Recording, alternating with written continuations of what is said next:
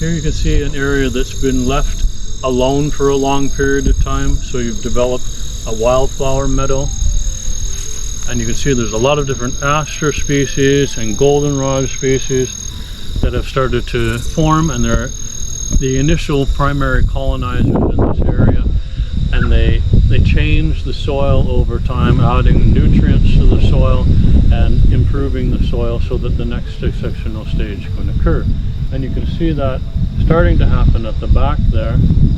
We have sumac species on the edge, and then back behind that there's another layer of taller trees. Closer down here you can see we're starting to get a few shrub species starting to come in. And so over time this ecosystem will slowly change back into a forest. So this is one of the initial primary colonizations, and it happens over a number of years.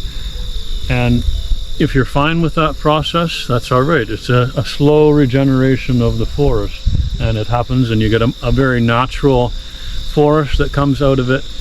But it also takes a much longer period of time. This can stay in the cereal stage, this early successional stage, for as much as 30 years before the trees start popping in.